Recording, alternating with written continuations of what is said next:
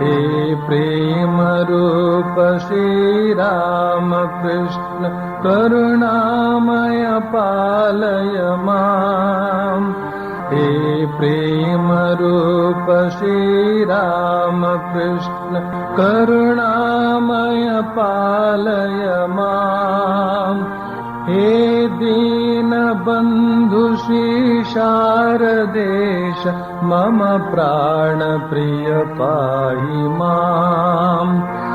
हे दीन बंधु श्री शारदेश मम प्राण प्रिय पाहि माम्। हे प्रेम रूप श्री राम कृष्ण करुणामय पालय माम्। हे प्रेम रूप श्री राम कृष्ण करुणामय पालय माम्। हे दीन बंधु श्री शारदेश मम प्राण प्रिय पाहि माम्। हे दीन बंधु श्री शारदेश मम प्राण प्रिय पाहि माम्। हे प्रेम रूप श्री राम कृष्ण करुणामय पालय माम्। हे प्रेम रूप श्री राम कृष्ण करुणामय पालय माम्। हे दीन बंधु श्री शारदेश मम प्राण प्रिय पाहि माम्। हे दीन बंधु श्री शारदेश मम प्राण प्रिय पाहि माम्। मम प्राण प्रिय पाहि माम्। मम प्राण प्रिय पाहि माम्।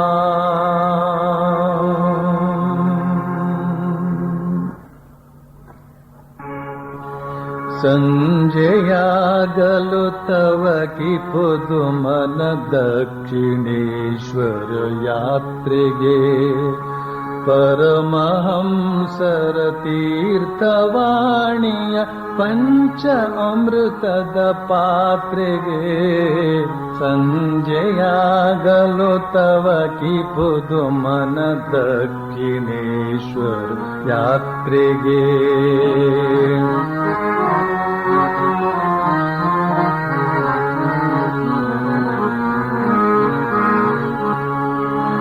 गोप्त दप्तर बರೆಯುತ್ತೀರ್ಪ ಮಹೇಂದ್ರ ಗೋಪ್ತನ ನೋಡುವೆ ಗುಪ್ತ ದಪ್ತರ ಬರೆಯುತ್ತೀರ್ಪ ಮಹೇಂದ್ರ ಗೋಪ್ತನ ನೋಡುವೆ ಪ್ರಶ್ನ ವರ್ಷವ ಕರೆಯುತ್ತೀರ್ಪ ನರೇಂದ್ರ ವಾದವನಾಲಿತೆ ಸಂಜೆಯಾಗಲು ತವ ಕಿ ಖುದು ಮನ ದಕ್ಷಿಣೇಶ್ವರ ಯಾತ್ರೆಗೆ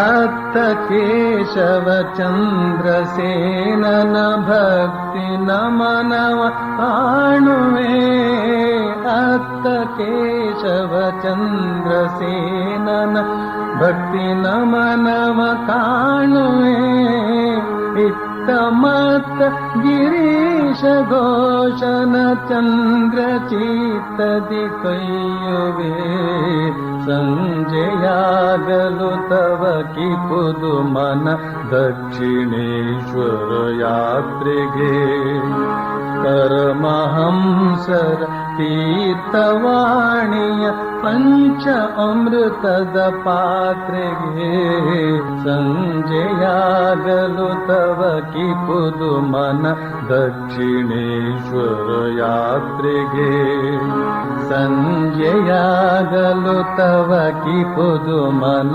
ದಕ್ಷಿಣೇಶ್ವರ ಯಾತ್ರೆಗೆ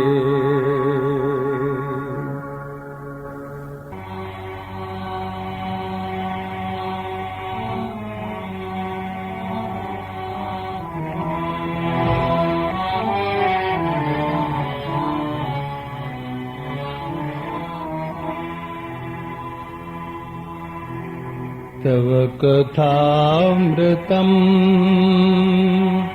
तप्तजीवनम् कविभिरीडितम् कल्मषापहम् श्रवणमङ्गलम् श्रीमदाततम् कृष्ण भुवि गृह्णन्ति ते भूरिदा जना।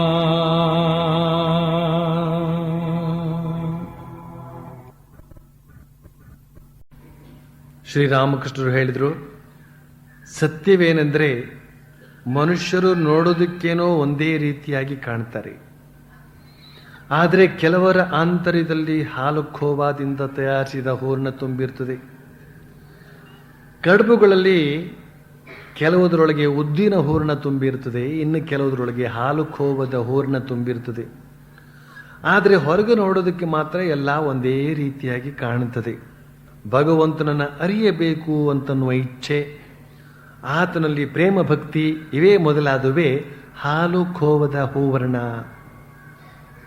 ಅಂತ ಶ್ರೀರಾಮಕೃಷ್ಣರು ಹೇಳಿದಂತಹ ಮಾತನ್ನ ಕಳೆದ ಶನಿವಾರ ನಾವು ನೋಡಿದ್ದೇವೆ. ಈಗ ಶ್ರೀರಾಮಕೃಷ್ಣರು ಭಕ್ತರಿಗೆ ಅಭಯವನ್ನು ನೀಡ್ತಾ ಇದ್ದಾರೆ. ಏನು ಅಂತ ಹೇಳ್ತಾರೆ ಮಾಸ್ಟರ್ ಮಹಾಶಯನ ಹತ್ರ. ಕೆಲವರು ಭಾವಿಸ್ತಾರೆ, ನಾನು ಬದ್ಧ ಜೀವಿ, ನನಗೆ ಜ್ಞಾನ ಭಕ್ತಿ ದೊರೆಯೋದಿಲ್ಲ ಅಂತ. ಆದರೆ ಗುರುವಿನ ಕೃಪೆ ಒಂದು ದೊರೆತು ಬಿಟ್ರೆ ಸ್ವಲ್ಪವೂ ಹೆದರಬೇಕಾಗಿಲ್ಲ. ಒಮ್ಮೆ ಒಂದು ಹೆಣ್ಣು ಹುಲಿ ಕುರಿ ಮಂದೆಯ ಮೇಲೆ ಬಿತ್ತು. ಅದು ತನ್ನ ಬೇಟೆಯ ಮೇಲೆ ಎರಗಿದಾಗ ಮರಿ ಹಾಕಿ ಸತ್ತು ಹೋಯಿತು. ಬಳಿಕ ಆ ಹುಲಿ ಮರಿ ಕುರಿಗಳೊಡನೆ ಬೆಳೆಯತೊಡಗಿತ್ತು. ಆ ಕುರಿಗಳು ಹುಲ್ಲು ಮೇಯ್ತಿದ್ವು, ಹುಲಿ ಮರಿಯು ಹಾಗೆಯೇ ಹುಲ್ಲು ಮೇಯ್ತಿತ್ತು.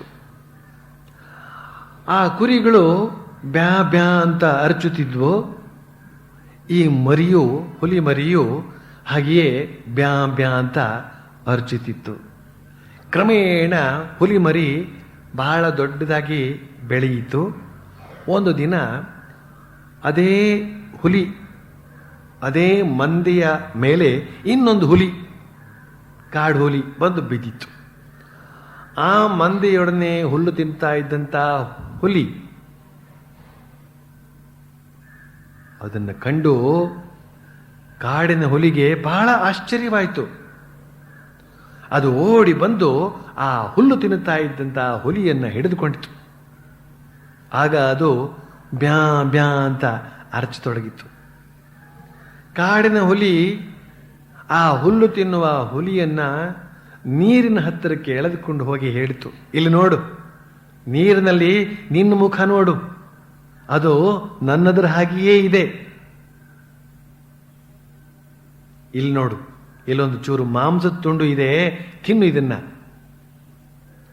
ಹೀಗೆ ಅಂತ ಹೇಳಿ ಬಲಾತ್ಕರಿಸಿ ಅದರ ಗಂಟಲೊಳಕ್ಕೆ ಆ ಮಾಂಸದ ತುಂಡನ್ನ ತುರುಕಿತು.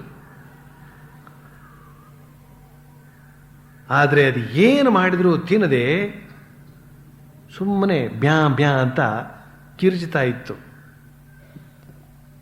ಕ್ರಮೇಣ ಅದಕ್ಕೆ ರಕ್ತದ ರುಚಿ ಸಿಕ್ಕಿ ಮಾಂಸವನ್ನ ತಿನ್ನಲಾರಂಭಿಸಿತು. ಆಗ ಕಾಡಿನ ಹುಲಿ ಹೇಳಿತು, ನೋಡಿದೆಯೋ, ಈಗ ನನಗೂ ನಿನಗೂ ಯಾವ ಭೇದ ಇಳಿದಿರುವುದನ್ನ ನೋಡಿದೆಯೋ, ಈಗ ಬಾ ಕಾಡಿಗೆ ನನ್ನೊಡನೆ ಬಂದ್ಬಿಡು.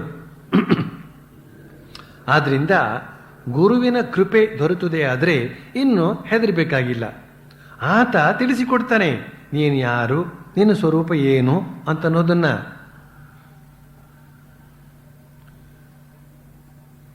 ಇದೊಂದು ಕಥೆ.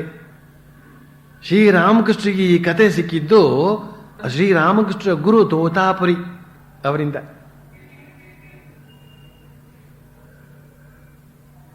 ಜೇಮ್ನಿ ಗುರು ತೇಮ್ನಿ ಚೇಲ. ಗುರು ಶಿಷ್ಯನಿಗೆ ಬೋಧೆಯನ್ನ ನೀಡಿದ ಮೇಲೆ ಆ ಶಿಷ್ಯ ಆ ಬೋಧನೆಗಳನ್ನು ಅನುಸಂಧಾನ ಮಾಡಿ ತನ್ನದನ್ನಾಗಿಸಿಕೊಂಡಾಗ ಅವನೊಳಗಡೆ ಅರಿವು ಮೂಡುತ್ತದೆ. ಅರಿವು ಮೂಡಿದಾಗ ಗೊತ್ತಾಗುತ್ತದೆ ಗುರು ಯಾರೋ, ಶಿಷ್ಯನಾದ ನಾನು ಅವನೇ ಅಂತ. ಒಂದು ವಿಚಾರ ಇದು. ಇನ್ನೊಂದು ವಿಚಾರ ಏನು ಅಂತಂದ್ರೆ, ನಮ್ಮನ್ನು ನಾವು ನರದೇಹಧಾರಿಗಳು ಆದಂತಹ ಮನುಷ್ಯರು ಅಂತ ಭಾವಿಸಿದ್ದೇವೆ. ಈ ರೀತಿಯಲ್ಲಿ ನಮಗೆ ಟ್ರೈನಿಂಗ್ ಸಿಕ್ಕಿದೆ. ಅದು ಸಹಜವೇ. ಅಪ್ಪ ಅಮ್ಮಂದಿರು ಮಕ್ಕಳಿಗೆ ಯಾವ ರೀತಿಯಲ್ಲಿ ಶಿಕ್ಷಣ ಕೊಡ್ತಾರೆ ಅಂತ ಹೇಳಿದ್ರೆ, ಆ ಮಕ್ಕಳು ನಮ್ಮಂತೆಯೇ ಆಗಬೇಕು ಅಂತ. ನಮ್ಮಂತೆಯೇ ಇದ್ರೆ ಮಾತ್ರ ಅವುಗಳು ನಮ್ಮ ಕೈ ಕೆಳಗಿರುತ್ತವೆ, ಇಲ್ಲದಿದ್ರೆ ಕೈ ಮೀರಿ ಹೋಗುತ್ತವೆ ಅಂತ. ಹೆಚ್ಚಿಗೆ ಏನಾದರೂ ಜ್ಞಾನ ಸಂಪಾದನೆ ಆಯಿತು ಅಂತ ಹೇಳಿದ್ರೆ ಅವನು ಸನ್ಯಾಸಿಯಾಗಿ ಹೊರಟೋಗ್ಬಿಟ್ಟೆ ಗತಿ ಅಂತ ಅಂದ್ಬಿಟ್ಟಿದ್ದೆ. ನೋಡಪ್ಪ, ಅದೆಲ್ಲ ಈಗ ಓದ್ತಕ್ಕಂಥದ್ದೆಲ್ಲ, ಅದೆಲ್ಲ ಈಗ ತಿಳಿತಕ್ಕಂಥದ್ದೆಲ್ಲ ಮುಂದದ ಕಾಲ ಬರುತ್ತೆ, ಕಾಲ ಆಗೋ ವೇಳೆಗೆ ಕಾಲ ಬರುತ್ತೆ, ನೀನು ಅದನ್ನು ಈಗ ಅದೆಲ್ಲ ಓದಕ್ಕೆ ಹೋಗಬೇಡ ಅಂತ ಹೇಳಿಕೊಟ್ಟು, ನೀನು ಒಂದು ಮನುಷ್ಯ ಮರಿಯೇ, ಆತ್ಮಗೀತ್ಮ ಇದನ್ನ ಹೇಳಕ್ಕೆ ಹೋಗಬೇಡ ಅಂತಲೇನೇನೆ ಸಾಧ್ಯವಾದಷ್ಟು ಅವನನ್ನು ಮನುಷ್ಯ ರೂಪದಲ್ಲಿಯೇ ಇರೋದಕ್ಕೆ ಅವಕಾಶವನ್ನು ಕಲ್ಪಿಸಿಕೊಡ್ತಾರೆ. ಇದು ಸಹಜ. ಆ ಹೆಣ್ಣು ಹುಲಿ, ಗರ್ಭಿಣಿಯಾದಂಥ ಹುಲಿ ಕುರಿ ಮಂದೆಯ ಮೇಲೆ ಎರಗಿ, ಆ ಎರಗಿದ ರಭಸಕ್ಕೆ ಗರ್ಭಪಾತವಾಗಿ ಮರಿ ಹೊರಕ್ಕೆ ಬಂದು ತಾನು ಸತ್ತೋಯ್ತು. ಅದು ಹೋಯ್ತು ಅನ್ನೋ ವಿಚಾರ ಬೇರೆ. ಆದರೆ ಆ ಮರಿ ಅಂತ ಹೇಳ್ತಕ್ಕಂಥದ್ದು ಕುರಿಯೊಂದಿಗೆ ಸೇರಿದ್ದು, ಅದು ಬಹಳ ಮುಖ್ಯವಾದಂಥದ್ದು.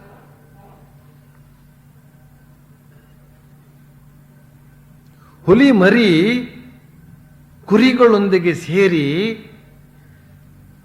ಎಷ್ಟರ ಮಟ್ಟಿಗೆ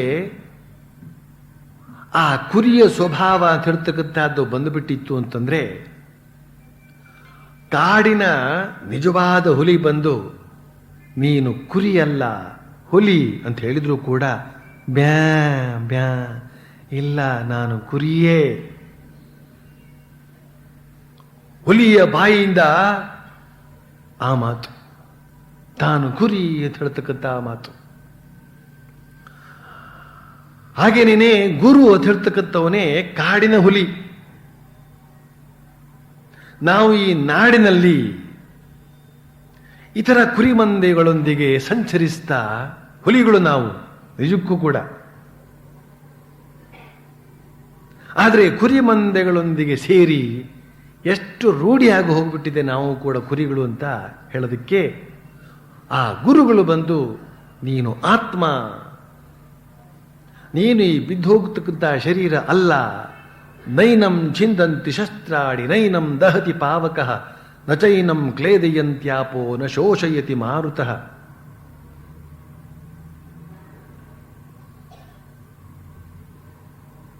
ನೀನು ಜ್ಯೋತಿ ಸ್ವರೂಪ. ಸೂರ್ಯಚಂದ್ರರ ಬೆಳಕು ಕೂಡ ನಿನ್ನ ಬೆಳಕಿನಿಂದಾಗಿದೆ. ವಿದ್ಯುತ್ತಿನ ಬೆಳಕು ಕೂಡ ನಿನ್ನ ಬೆಳಕಿನ ಮುಂದೆ ಏನೂ ಅಲ್ಲ. ಅಗ್ನಿ ಯಾವ ಲೆಕ್ಕ? ಅಂತಹ ಅದ್ಭುತವಾದ ಜ್ಯೋತಿ ನೀನು. ತಸ್ಯ ಭಾಸಾ ಸರ್ವಮಿದಂ ವಿಭಾತಿ. ನಿನ್ನ ಬೆಳಕಿನಿಂದಲೇ ಬಾಕಿ ಉಳಿದವುಗಳೆಲ್ಲ ಬೆಳಗ್ತಾ ಇದೆ. ಅಂತಹ ಜ್ಯೋತಿ ಸ್ವರೂಪ ನೀನು ಕಣೋ ಅಂತ ಹೇಳಿದ್ರು ಕೂಡ, ಇಲ್ಲ ನಾನು ಅದೆಲ್ಲ ಏನು ಹೇಳ್ತೀರಿ ನೀವು, ಹಾಗೆ ಆಗೋದಕ್ಕೆ ಸಾಧ್ಯ? ನರೇಂದ್ರನ ಘಟನೆಯನ್ನು ನೀವು ನೋಡಿದ್ರಿ ಈಗಾಗಲೇ. ಶ್ರೀರಾಮಕೃಷ್ಣರು ಎಲ್ಲವೂ ಪರಬ್ರಹ್ಮ ಸ್ವರೂಪ ಅಂತ ಹೇಳ್ತಕ್ಕಂಥ ಮಾತನ್ನು ಹೇಳಿದ್ರೆ ಏನಿದು ಹಾಸ್ಯಾಸ್ಪದ. ಅಂತ ಹೀಯಾಳಿಸಿದರೆ ಶ್ರೀರಾಮಕೃಷ್ಣರ ದಿವ್ಯ ಸ್ಪರ್ಶದಿಂದ ಅವನಿಗೆಂಥ ಅನುಭೂತಿ ಆಯಿತು.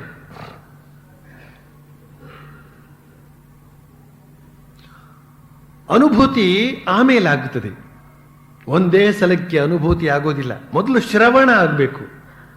ಶ್ರವಣ ಮಾಡಿದ್ದನ್ನು ಒಪ್ಪಿಕೊಳ್ಬೇಕು ಮೊದಲು. ಅದು ಅನುಭವಕ್ಕೆ ಬರದೇ ಇದ್ರೂ ಚಿಂತೆ ಇಲ್ಲ, ಒಪ್ಪಿಕೊಳ್ಬೇಕು ಮೊದಲು. ಆಗಲಿ, ಒಪ್ಪಿದೆ ಅನ್ಬೇಕು. ಅದು ಹೇಗಾಗುತ್ತೆ ಅಂತ ಕೂತ್ಕೊಟ್ರೆ ನಿಮಗೆ ಯಾರಿದ್ದಾರೆ ರಾಮಕೃಷ್ಣ ಪರಮಹಂಸರು ಬಂದು ಮುಟ್ಟೋದಕ್ಕೆ? ಆದ್ರಿಂದ ನಮಗೆ ಸುಲಭ ಉಪಾಯ ಏನಪ್ಪಾ ಅಂತಂದ್ರೆ, ಅಲ್ಲಿ ಆದಂತಹ ಅನುಭವವನ್ನ ನೇರವಾಗಿ ಹೃದಯಕ್ಕೆ ತೆಗೆದುಕೊಳ್ಳೋದು.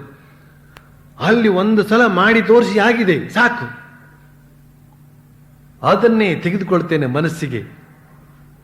ಯಾವುದ್ಯಾವುದನ್ನೋ ಮನಸ್ಸಿಗೆ ತೆಗೆದುಕೊಂಡು ಚಿಂತೆಯಿಂದ ಕೊರಗಿ ಕೊರಗಿ ಸಾಯ್ತಕ್ಕಂಥವ್ರಿಲ್ವೇ? ಆದ ಘಟನೆ ಆಗಿ ಹೋಯಿತು. ಘಟನೆಗೆ ಕಾರಣರಾದವರು ಹೋದ್ರು, ಇವನು ಮಾತ್ರ ಆ ಚಿಂತೆಯನ್ನು ಮನಸ್ಸಿನಲ್ಲೇ ಇಟ್ಟುಕೊಂಡು ಕೊರಗಿ ಕೊರಗಿ ಇವನು ಹೋದ. ಚಿಂತೆಯನ್ನೇ ಮನುಷ್ಯ ಭಾವಿಸಬಹುದಂತೆ ಈ ಆತ್ಮತತ್ವವನ್ನು ಗುರುಗಳು ಹೇಳಿದ್ದು ಅದು ಕೂಡ ಅದನ್ನು ಭಾವಿಸುವುದಕ್ಕಾಗೋದಿಲ್ವೇ? ಅದನ್ನು ಮನಸ್ಸಲ್ಲಿ ಇಟ್ಕೋ ಅಂತ ಗುರು ಹೇಳ್ತಾನೆ. ಇಲ್ಲ, ಚೆನ್ನಾಗಿಲ್ಲ, ಅದು ಬೇಡ, ಅದೆಲ್ಲ ಎಲ್ಲಾಗತ್ತೆ. ಈ ಹುಲಿ ಕುರಿ ಹೇಳಿದ ಹಾಗೆ, ಬ್ಯಾ ಬ್ಯಾ ಅಂತ ಹೇಳಿದ ಹಾಗೆ, ಇಲ್ಲ ಹುಲ್ಲೇ ತಿಂತೇನೆ, ಬಹಳ ಚೆನ್ನಾಗಿದೆ ಅದು ಅಂತ ಹೇಳಿದಾಗೆ, ಆಗ ಆ ಹುಲಿ, ಕಾಡಿನ ಹುಲಿ ಏನ್ ಮಾಡುತ್ತೆ? ನೀರಿನ ಬಳಿಗೆ ಕರೆದುಕೊಂಡು ಹೋಗಿ ತನ್ನ ಮುಖವನ್ನ ನೋಡಿಕೊಳ್ಳುವಂತೆ ಹೇಳಿ, ಬಳಿಕ ನನ್ನ ಮುಖ ನೋಡು, ನಿನ್ನ ಮುಖ ನನ್ನ ಮುಖ ಒಂದೇ ತರ ಇಲ್ವಾ ಅಂತ ಹೇಳಿ ಅದನ್ನು 2-3 ಸಲ ನೋಡಿ ಹೌದಲ್ಲ ಅಂತನಿಸಿ, ಆದರೂ ಕೂಡ ಮಾಂಸ ತಿನ್ನೋದಕ್ಕೆ ಇಷ್ಟಪಡದೆ ತುರ್ಕಿ ತುರ್ಕಿ ಅದು ಕೆಳಕ್ಕೆ ಬಿದ್ದು ಮತ್ತು ತುರ್ಕಿ, ಆಮೇಲೆ ಸ್ವಲ್ಪ ರುಚಿ ಹತ್ತಿ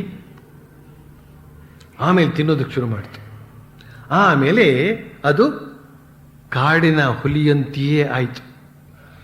ಮತ್ತೆ ಮತ್ತೆ ಮನನ ಮಾಡೋದಂದ್ರೆ ಮತ್ತೆ ಮತ್ತೆ ತುರ್ಕೋದು ಒಳಗೆ. ಮನಸ್ಸಿನಲ್ಲಿ ಮನನ ಮಾಡಬೇಕು. ಯದ್ಭಾವಂ ತದ್ಭವತಿ, ಭಾವದಂತೆ ದೇವ. ನಮ್ಮ ನಮ್ಮ ದೈವತ್ವ ಅಂತ ಹೇಳ್ತಕ್ಕಂಥದ್ದು ನಮ್ಮ ನಮ್ಮ ಭಾವನೆಯನ್ನು ಅವಲಂಬಿಸಿಕೊಂಡಿದೆ. ಉಪನಿಷತ್ತಿನ ಋಷಿಗಳು ಆತ್ಮಭಾವದಿಂದ, ಪರಬ್ರಹ್ಮ ಭಾವದಿಂದ ಅದೇ ಪರಮಾತ್ಮನನ್ನು ಅನುಭವಿಸಿದರು. ಭಕ್ತನೊಬ್ಬ ಸಾಕಾರದ ಮೂಲಕ ಅವನನ್ನ ಅನುಭವಿಸಿದ. ಬಾಕಿ ಉಳಿದ ಸಾಮಾನ್ಯ ಜನ ಭೂತಪ್ರೇತಾದಿಗಳನ್ನೇ ಭಗವಂತ ಅಂತ ಭಾವಿಸಿ ಪೂಜೆ ಮಾಡಿದ್ದುಂಟು. ಶ್ರೀಕೃಷ್ಣ ಅದನ್ನು ಭಗವದ್ಗೀತೆಯಲ್ಲಿ ಹೇಳ್ತಾನೆ. ಭೂತಪ್ರೇತಾದಿಗಳನ್ನ ಪೂಜಿಸುವವರು ಭೂತಪ್ರೇತಗಳೇ ಆಗ್ತಾರೆ. ದೇವತೆಗಳನ್ನು ಪೂಜಿಸುವವರು ದೇವತೆಗಳೇ ಆಗ್ತಾರೆ. ನನ್ನನ್ನು ಪೂಜಿಸುವವರು ನನ್ನ ಬಳಿಗೆ ಬರ್ತಾರೆ, ನನ್ನಂತೆಯೇ ಆಗ್ತಾರೆ ಅಂತ ಮಾತ್ರ ಹೇಳ್ತಾನೆ. ಎಲ್ಲವೂ ದೈವವೇ, ಅದರೊಳಗೇನು ಸಂದೇಹವೇ ಇಲ್ಲ. ಆದರೆ ತಾರತಮ ಅಲ್ಲಿ ಬರ್ತದೆ. ಆ ತಾರತಮ್ಯ ಜ್ಞಾನವನ್ನು ನಾವು ಮಾಡಿಕೊಂಡು ಪರಮಾತ್ಮನ ಪರಿಪೂರ್ಣವಾದ ಸ್ವರೂಪವನ್ನು ಭಾವಿಸಿಕೊಂಡು ಆ ಪರಿಪೂರ್ಣನಾದ ಪರಮಾತ್ಮ ಇಲ್ಲೇ ಇದ್ದಾನೆ,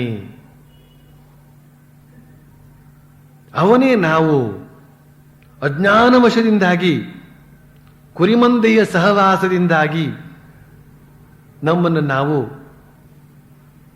ಮನುಷ್ಯರು ಅಂತ ತಿಳಿದಿದ್ದೇವೆ, ಅಶಕ್ತರು ಅಂತ ತಿಳಿದಿದ್ದೇವೆ. ಹಾಗಾಗ ಕೂಡುದು ಅಂತ ನಮ್ಮ ಮನಸ್ಸಿಗೆ ನಾವು ಆ ಗುರುಬೋಧೆಯನ್ನು ತಂದುಕೊಳ್ಬೇಕು. ಅದನ್ನು ಶ್ರೀರಾಮಕೃಷ್ಣರು ಈ ಕಥೆಯ ಮೂಲಕ ಹೇಳ್ತಾರೆ. ಗುರು ಕೃಪೆ ಮಾಡಿ ಇದನ್ನು ಬೋಧಿಸ್ತಾನೆ. ಎಲ್ಲಿ ಬೋಧಿಸಿದ? ನಮಗೆ ಶಾಸ್ತ್ರಗಳ ಮೂಲಕ ಬೋಧಿಸಿದ. ಉಪನ್ಯಾಸಗಳ ಮೂಲಕ ಬೋಧಿಸಿದ, ವೈಯಕ್ತಿಕ ಸಂಭಾಷಣೆಯ ಮೂಲಕ ಬೋಧಿಸಿದ. ಬೋಧನೆಗೇನೂ ಕಡಿಮೆ ಆಗಲಿಲ್ಲ. ಬೋಧನೆಗೆ ಏನೂ ಕಡಿಮೆ ಆಗಿಲ್ಲ. ಭಗವಂತ ನಿರಂತರವಾಗಿ ಅವಧೂತ ಅವಧೂತ ಅಂತ ನೀವು ಕೇಳಿರಬಹುದು. ಅವನಿಗೆ 24 ಪ್ರಾಕೃತಿಕ ಗುರುಗಳು. ಪರ್ವತವನ್ನು ನೋಡಿದ, ಆ ಪರ್ವತವೇ ಅವನಿಗೆ ಗುರುವಾಗಿ ಕೆಲಸ ಮಾಡಿತ್ತು. ಒಬ್ಬ ಬೆಸ್ತರವನು ಮೀನು ಹಿಡಿತಾ ಕುಳಿತಿದ್ದ, ಆ ದೃಶ್ಯವೇ ಅವನಿಗೆ ಗುರುವಾಗಿ ಕೆಲಸ ಮಾಡಿತ್ತು. ಗುರುಬೋಧೆ ನಾನಾ ಬಗೆಯಿಂದ ದಿನದ ಬೇರೆ ಬೇರೆ ಕ್ಷಣಗಳಲ್ಲಿ ನಮಗೆ ಆಗುತ್ತಾ ಇರುತ್ತವೆ. ಆದರೆ ನಮ್ಮ ಮನಸ್ಸು ಸಿದ್ಧವಾಗಿರಬೇಕು, ತಯಾರಾಗಿರಬೇಕು ಅದನ್ನು ಸ್ವೀಕರಿಸುವುದಕ್ಕೆ. ಸ್ವೀಕರಿಸಿ ಮಾತ್ರ ಸಾಲದು, ಸ್ವೀಕರಿಸಿದ ಮಾತ್ರಕ್ಕೇನೂ ಆಗುವುದಿಲ್ಲ. ಶ್ರೀರಾಮಕೃಷ್ಣರು ಹೇಳಿದಂತೆ ಸಮುದ್ರದ ಮೇಲೆ ಮೇಲ್ಮೈಯಲ್ಲಿ ತೇಲ ಆಡಿಕೊಂಡಿರುತ್ತದೆ ಮುತ್ತಿನ ಚಿಪ್ಪು. ಸ್ವಾತಿ ಮಳೆಯ ಹನಿಯ ಒಂದು ಹನಿಗಾಗಿ ಅದು ಕಾದುಕೊಂಡಿರುತ್ತೆ, ಬಾಯಿ ತೆರೆದುಕೊಂಡು. ಸ್ವಾತಿ ಮಳೆ ಕೆಲವೇ ಹನಿಗಳಿಂದ ಮುಗಿದು ಹೋಗಿಬಿಡುತ್ತೆ. 4 ಹನಿ ಅಥವಾ 2 ಹನಿ ಆ ಚಿಪ್ಪಿನೊಳಗೆ ಬಿದ್ದ ತಕ್ಷಣ ಅದು ಬಾಯಿ ಮುಚ್ಚಿಕೊಂಡು ಬಿಡ್ತದೆ. ಸಿಕ್ತು, ಅದಕ್ಕೆ ಸಿಕ್ಕಿದ ಮೇಲೆ ಅದೇನು ಮಾಡುತ್ತಂತೆ, ನೇರವಾಗಿ ತಳಕ್ಕೆ ಹೋಗುತ್ತಂತೆ. 100 ಅಡಿ ಆಳಗಳಲ್ಲಿ ಇರುವಂತಹ ತಳದಲ್ಲಿ ಅದು ಕುಳಿತು ಸುಮ್ಮನೆ ಇರುತ್ತಂತೆ. ಒಂದು ಕಾಲ ಬರುತ್ತೆ, ಆ ಕಾಲದಲ್ಲಿ ಆ ಮಳೆಯ ಹನಿ ಮುತ್ತಾಗುತ್ತಂತೆ. ಗುರು ಉಪದೇಶ ಅಂತ ಹೇಳ್ತಕ್ಕಂಥದ್ದೇ ಆ ಸ್ವಾತಿ ಮಳೆಯ ಹನಿ. ನಮ್ಮ ಕಿವಿ ಮತ್ತು ಹೃದಯ ತೆರೆದಿದ್ರೆ ಈ ಚಿಪ್ಪು ಬಾಯಿ ತೆರ್ಕೊಂಡಿದೆ ಅಂತ ಅರ್ಥ. ಗುರು ಉಪದೇಶ ಮಾಡಿದಂತಹ 4 ಉಪದೇಶ ವಾಕ್ಯಗಳು ಒಳಗಡೆ ಹೋಯ್ತು ಅಂತ ಹೇಳಿದ್ರೆ ಆ ಚಿಪ್ಪು ಬಾಯಿ ಮುಚ್ಕೊಳ್ಬೇಕು. ಹಾಗೆ ನಾವು ಕೂಡ ಬಾಯಿ ಮುಚ್ಕೊಳ್ಬೇಕು, ಹರಟೋದಕ್ಕೆ ಹೋಗಬಾರದು. ಆ ಗುರು ವಾಕ್ಯವನ್ನೇ, ಆ ಗುರು ಕೊಟ್ಟಂತಹ ಮಂತ್ರವನ್ನೇ ಒಳಗಡೆ ಇಟ್ಕೊಂಡು ಅದರ ಮೇಲೆ ಚಿಂತನೆ ನಡೆಸಬೇಕು.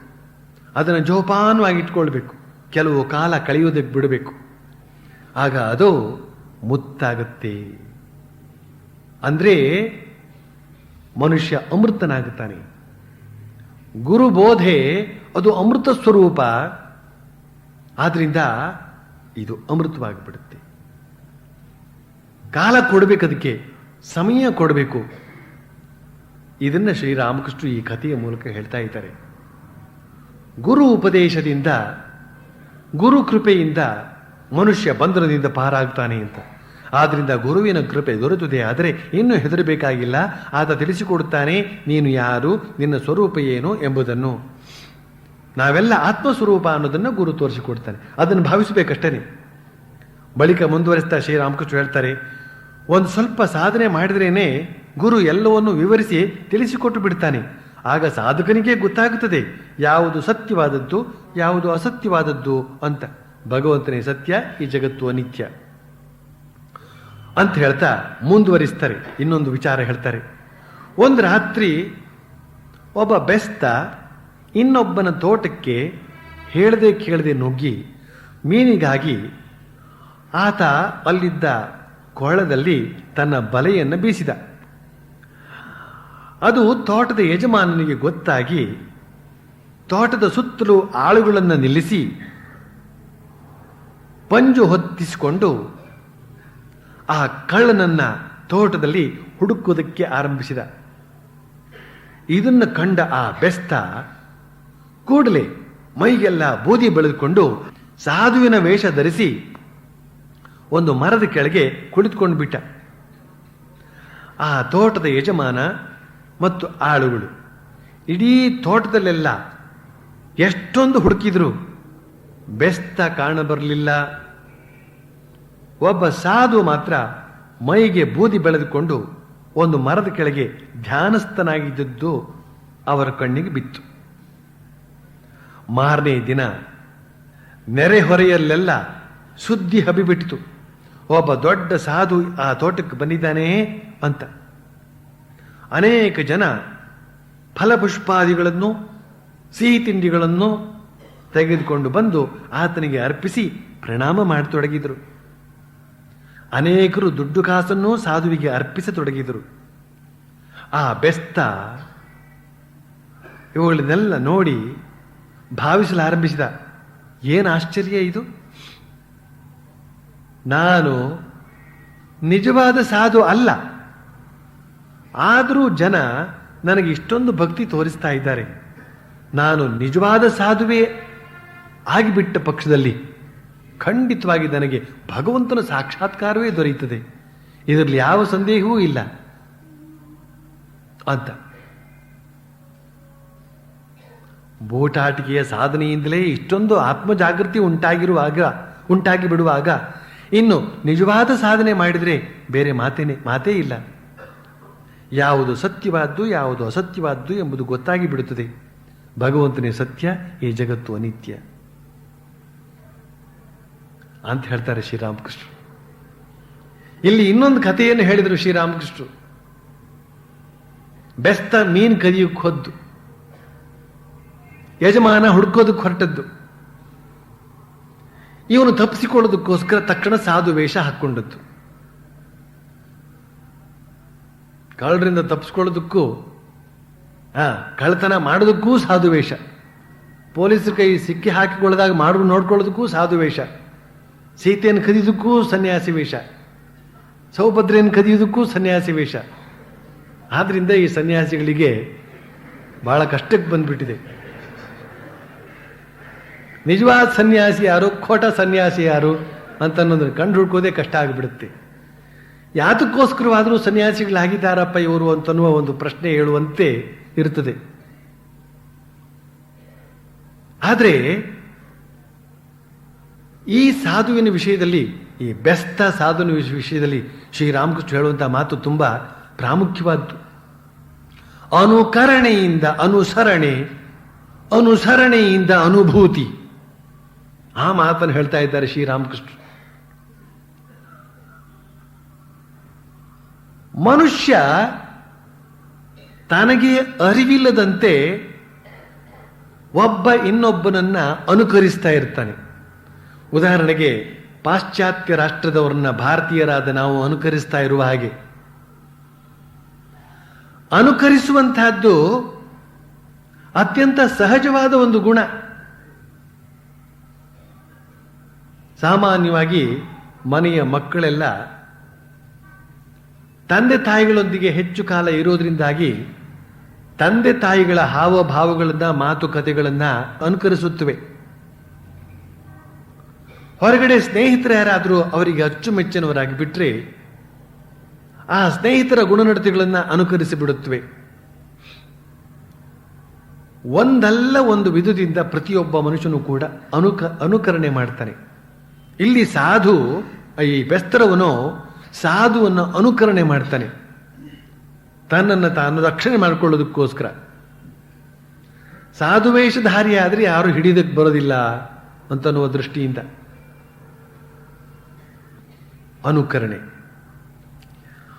ಅನುಕರಣೆ ಮಾಡಿ ಸುಮ್ಮನೆ ಕುಳಿತ ಮರುದಿನ ಏನಾಯ್ತಂತೆ, 100 ಜನ ಬಂದು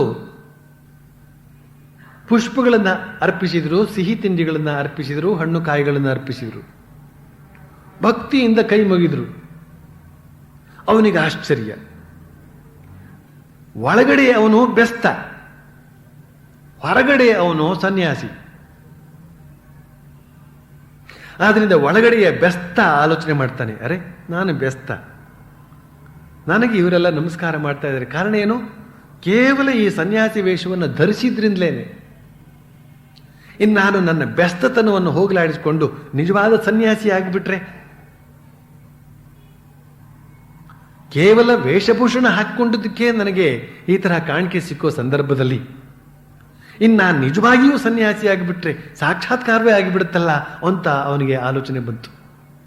ಅನುಕರಣೆಯಿಂದ ಅನುಸರಣೆ ಪ್ರಾರಂಭ ಆಯಿತು. ನಿಜವಾದ ಸಾಧು ತಾನಾಗಬೇಕು ಅಂತನ್ನುವ ಒಂದು ಅನುಷ್ಠಾನ ಪ್ರಾರಂಭ ಆಯ್ತಲ್ಲಿ.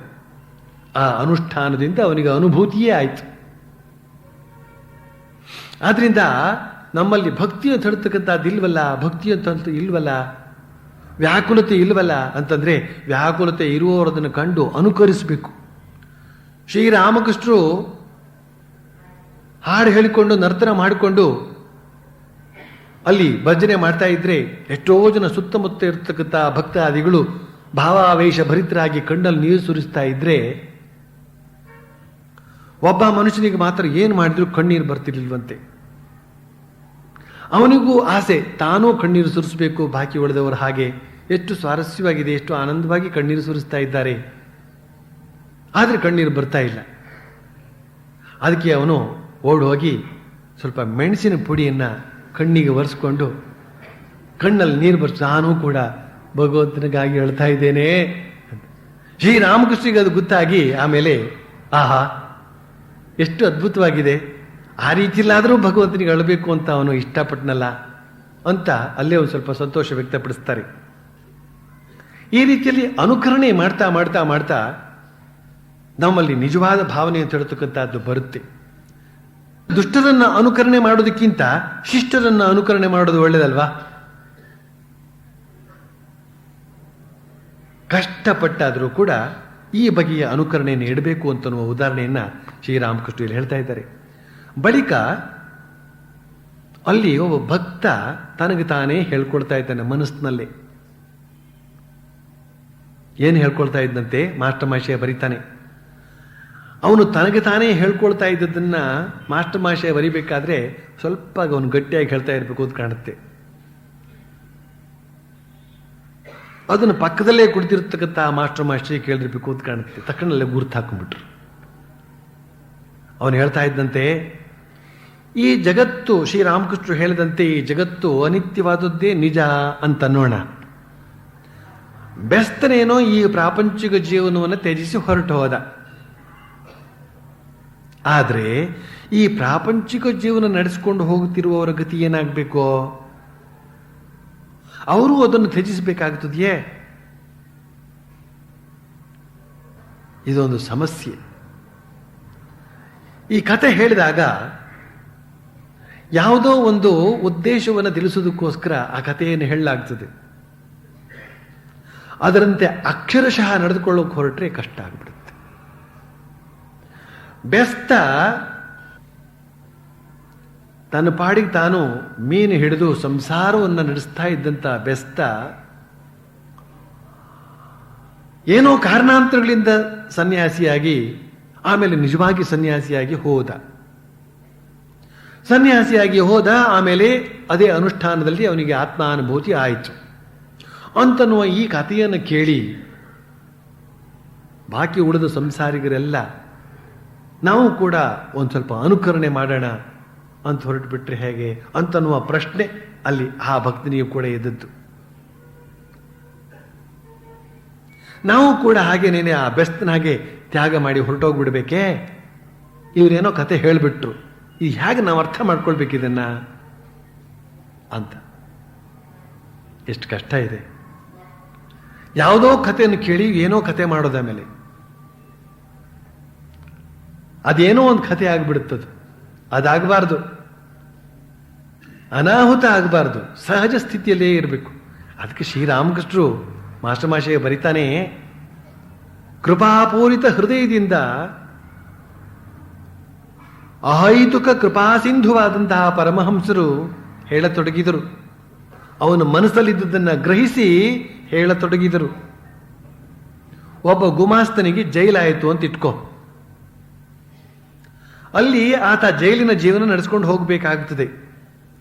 ಆದರೆ ಜೈಲಿನಿಂದ ಬಿಡುಗಡೆ ಹೊಂದಿ ಹಿಂತಿರುಗಿ ಬಂದ ಮೇಲೆ ಆತ ತಕಥೈ ಅಂತ ರಸ್ತೆಯಲ್ಲೆಲ್ಲ ಕುಣಿದಾಡಿ ಸುತ್ತಾಡ್ತಾನೇನೋ? ಎಂದಿಗೂ ಇಲ್ಲ. ಮತ್ತೆ ಎಂದಿನ ಹಾಗೆ ಗುಮಾಸ್ತನ ಕೆಲಸ ಮಾಡಿಕೊಂಡೇ ಇರ್ತಾನೆ. ಗುರುವಿನ ಕೃಪೆಯಿಂದ ಬ್ರಹ್ಮಜ್ಞಾನ ದೊರೆತ ನಂತರ ಈ ಜಗತ್ತಿನಲ್ಲಿ ಜೀವನ ಮುಕ್ತನಾಗಿ ಇರುವುದಕ್ಕೆ ಸಾಧ್ಯ.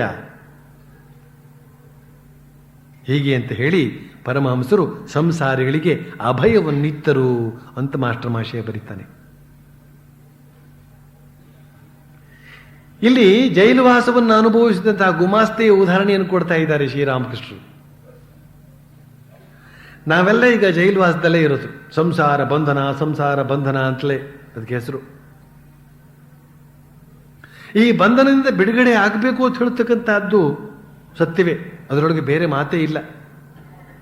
ಸಂಸಾರದ ಕಷ್ಟ ನಿಷ್ಠುರಗಳನ್ನು ನಾವು ಪರೀಕ್ಷಿಸಿ ನೋಡಿದಾಗ ಇದರಿಂದ ಬಿಡುಗಡೆ ಹೊಂದಬೇಕು ಅಂತ ಹೇಳ್ತಕ್ಕಂಥ ವ್ಯಾಕುಲತೆ ಪ್ರತಿಯೊಂದು ಜೀವಕ್ಕೂ ಇದ್ದೇ ಇರುತ್ತದೆ. ಅದು ಸಹಜ, ಅದು ಇರಬೇಕು. ಆದರೆ ಬಿಟ್ಟು ಕಾಡಿಗೆ ಹೋಗ್ತಕ್ಕಂಥದ್ದಲ್ಲ, ಸನ್ಯಾಸಿ ಆಗ್ತಕ್ಕಂಥದ್ದಲ್ಲ, ಸಾಧನೆಯಲ್ಲಿ ತೊಡಗಬೇಕು. ಗುರು ಉಪದೇಶವನ್ನು ಪಡೆಯಬೇಕು, ಸಾಧನೆಯಲ್ಲಿ ತೊಡಗಬೇಕು. ಆಗ ಬಿಡುಗಡೆ ಆಗುತ್ತೆ. ಬಿಡುಗಡೆ ಆದಾಗ ಅಂದ್ರೆ ಮುಕ್ತಿ ದೊರೆತಾಗ ಅವನೇನು ತಕತೈ ಅಂತ ಕುಣಿತಾನೇನೋ, ಯಾರನ್ನ ಜೈಲಿಗೆ ಸೇರಿಸಲಾಗಿದೆಯೋ ಆ ಗುಮಾಸ್ತೆ ಅವನಿಗೆ ಬಿಡುಗಡೆ ದೊರೆತ ಮೇಲೆ ಅವನೇನು ತಕತೈ ಅಂತ ಕುಣಿತಾನೇನೋ, ಸಂತೋಷದಿಂದ ಸ್ವಲ್ಪ ಹೊತ್ತು ಕುಣಿದಾನ, ಬಿಡುಗಡೆ ಆಯ್ತಲ್ಲ ಅಂತ. ಆಮೇಲೆ ಯಥಾ ಪ್ರಕಾರ ಬಂದು ಸಂಸಾರ ಜೀವನ ನಡೆಸ್ತಾ ಇರ್ತಾನೆ. ಹಾಗೇನೇನೆ ನಿತ್ಯ ಮುಕ್ತನಾಗಿ ಜೀವನ್ ಮುಕ್ತನಾಗಿ ಈ ಪ್ರಪಂಚದಲ್ಲಿ ಇರೋದಕ್ಕೆ ಸಾಧ್ಯ. ಸಂಸಾರದಲ್ಲಿ ಇದ್ದುಕೊಂಡು ಕೂಡ ಮುಕ್ತರಾಗಿ ಇರೋದಕ್ಕೆ ಸಾಧ್ಯ ಅಂತನ್ನುವ ಮಾತನ್ನು ಶ್ರೀರಾಮಕೃಷ್ಣಲ್ಲಿ ಹೇಳ್ತಾ ಇದ್ದಾರೆ. ಮುಕ್ತವಾಗಬೇಕಾದದ್ದು ಮನಸ್ಸು. ಮನ ಏವ ಮನುಷ್ಯಾಣಾಂ ಕಾರಣಂ ಬದ್ಧ ಮೋಕ್ಷಯೋ. ಬಂಧನಕ್ಕೂ ಮೋಕ್ಷಕ್ಕೂ ಈ ಮನಸ್ಸೇ ಕಾರಣ. ಇದು ನಮ್ಮದು ಅಂತ ತಬ್ಬಿಕೊಂಡ್ರೆ ಬಂಧನ, ಇದೆಲ್ಲ ಪರಮಾತ್ಮನದ್ದು ಅಂತ ತಿಳಿದುಕೊಂಡು ಸುಮ್ಮನಿದ್ದು ಬಿಟ್ರೆ ಮುಕ್ತಿ. ಸಾಧನೆ 24 ಗಂಟೆ ಕೂಡ ನಡೆಯಬೇಕಾಗ್ತದೆ. ಕೇವಲ ಬೆಳಿಗ್ಗೆ ಒಂದು ಅರ್ಧ ಗಂಟೆ ಕಣ್ಣು ಮುಚ್ಕೊಂಡು ಜಪ ಮಾಡಿ ಬೆರಳೆಣಿಸಿಯೋ ಮಾಲೆ ತಿರುಗಿಸಿಯೋ ನಾನೊಬ್ಬ ಆಧ್ಯಾತ್ಮಿಕ ಸಾಧಕ, ನನಗೆ ಯಾಕೆ ಸಿದ್ಧಿ ಆಗಲಿಲ್ಲ ಅಂತ ಹೇಳಿ ಅವನು ಚಡಪಡಿಸಿದ್ರೆ ಏನು ಪ್ರಯೋಜನ ಇಲ್ಲ. 24 ಗಂಟೆಯೂ ಸಾಧನೆಯೇ. 24 ಗಂಟೆಯೂ ಕೂಡ ನಾನು ಮುಕ್ತ, ನಾನು ನಿತ್ಯ, ನಾನು ಶುದ್ಧ, ನಾನು ಬುದ್ಧ ಅಂತ ಹೇಳ್ತಕ್ಕಂಥ ಭಾವದಲ್ಲಿ ಇರಬೇಕು. ಆ ಭಾವ ನಮ್ಮನ್ನ ಈ ಸಂಸಾರ ಬಂಧನದಿಂದ ಬಿಡುಗಡೆ ಮಾಡ್ತದೆ. ಇದ್ದು ಇಲ್ಲದವರಂತೆ ಇರುವುದಕ್ಕೆ ನಮ್ಮನ್ನು ಅಣಿಗೊಳಿಸ್ತದೆ. ಎಷ್ಟೋ ಜನ ಯುವತಿಯರು ಬಿಟ್ಟು ಹೊರಟು ಹೋಗ್ತೀವಿ ಅಂತ. ಯುವತಿಯರು ಯುವಕರಾದ್ರೆ ಬನ್ನಿ ರಾಮಕೃಷ್ಣಾಶ್ರಮಕ್ಕೆ ಅಂತ ಹೇಳ್ಬಹುದು. ಯುವತಿಯರನ್ನು ಶಾರದಾ ಮಠಕ್ಕೆ ಕಳಿಸಬಹುದು, ಆದರೆ ಅವರಿಗೆ ಕೆಲವು ಸರ್ತಿ ಕ್ವಾಲಿಫಿಕೇಶನ್ ಇರೋದಿಲ್ಲ. ಅವರಿಗೆಲ್ಲ ನಾನು ಹೇಳ್ತಾ ಇರ್ತೀನಿ, ಎಲ್ಲಿಗೆ ಹೋಗ್ತೀರಿ? ಈ ಹಾಳು ಹೊಟ್ಟೆಯನ್ನು ಕಟ್ಟಿಕೊಂಡು ಎಲ್ಲಿಗೆ ಹೋಗ್ತೀರಿ ನೀವು? ನಿಮಗೊಂದು ಶರೀರ ಅಂತ ಒಂದು ಇದೆಯಲ್ಲ, ಇದನ್ನು ಕಟ್ಟಿಕೊಂಡು ಎಲ್ಲಿಗೆ ಹೋಗ್ತೀರಿ ನೀವು? ಇರುವಲ್ಲೇ ಇರಿ, ಅಲ್ಲೇ ಸಾಧನೆ ಮಾಡಿ, ಭಾವಿಸಿ.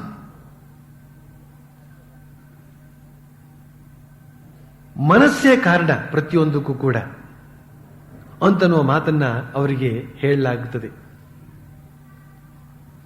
ಇದೊಂದು ಬಹಳ ಮುಖ್ಯವಾದಂತಹ ಅಂಶ. ನಾವು ಎಲ್ಲಿದ್ದೇವೋ ಅಲ್ಲೇ ನಮ್ಮ ಸ್ವರ್ಗವನ್ನ ನಾವು ಕಂಡುಕೊಳ್ಬೇಕು.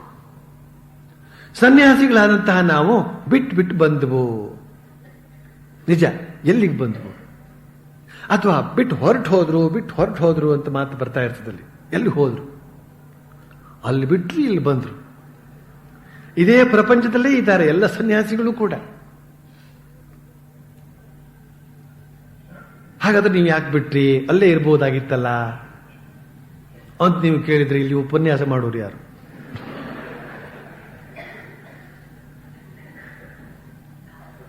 ಬಿಟ್ಟ ಮೇಲೆ ಶಾಂತವಾದ ಮನಸ್ಸಿನಿಂದ ಆಲೋಚನೆ ಮಾಡಿದಾಗ ಗೊತ್ತಾಗುತ್ತದೆ ಎಲ್ಲಿದ್ರೂ ಅಲ್ಲೇ ಸಾಧನೆ ಮಾಡಬಹುದು ಅಂತ.